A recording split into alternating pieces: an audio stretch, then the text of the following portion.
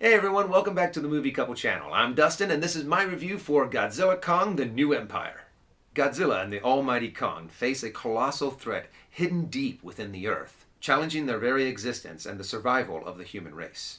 So Godzilla Kong is the fifth movie in the Monsterverse for WB, and it's hard to remember that this started all the way back with just Godzilla in the movie with Aaron Taylor Johnson, and that this movie has progressed a lot in what it is, how they're filming it, the way they're bringing in different characters and different monsters, and it's evolved to a completely different kind of big blockbuster movie. But it's Godzilla, so it's always been always had that vibe and that monster and that huge kaiju element. And there's always been one complaint about pretty much all of these movies: show less people and give us more monsters. And in Godzilla Kong, they actually did that. They actually did a big chunk of this movie where there are no humans whatsoever. And since they have Kong as like the main character, even though it is Godzilla Kong, this movie really does focus in on Kong and tells his journey, his story. The first 30 minutes or so of this movie really does just focus kind of on Kong exploring the new world that he is kind of the king of, the new Hollow Earth. They focused on Kong so much that I kind of forgot for a while that this was a Godzilla movie, and it really is Godzilla's name that kind of kicked off and propelled this Monsterverse forward.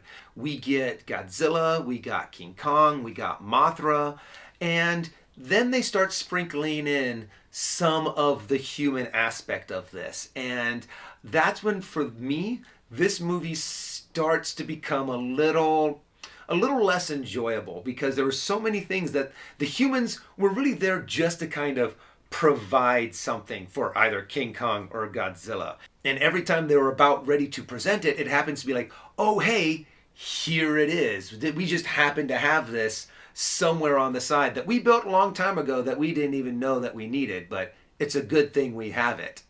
The focus of this movie really does focus in almost primarily on Kong.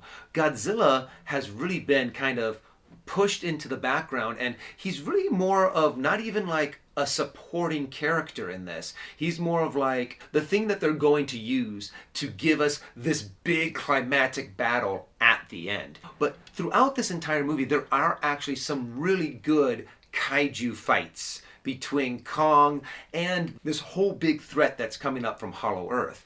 And I think that this is where the movie does shine and does show pretty much that you don't always need to have humans around to tell this story. There is a good chunk of time to where King Kong is encountering the big threat, interacting with the threat. You're exploring this world, and not an ounce of like human language is being spoken. But the story is still progressing.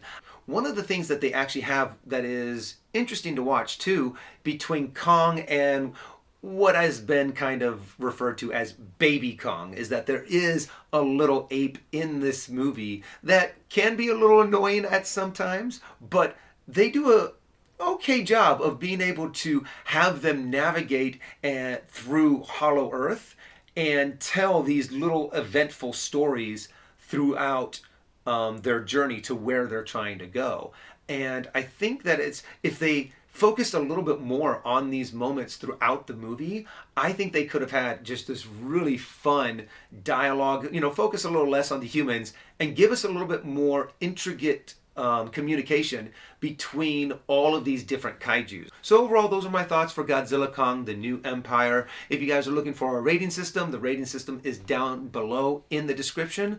Overall, there were some fun parts of this movie. There were some good battles. The way that they were able to tell the story through Kong's point of view was promising. I wish they could have been able to expand on it a little bit more and been able to spend a little less time with the humans, because all you really do care about are the kaiju. I wanted to see more with Godzilla. I wanted to see them be able to have maybe a little bit more of not communication, but some kind of connection between Kong and Godzilla until they like meet up at the very end.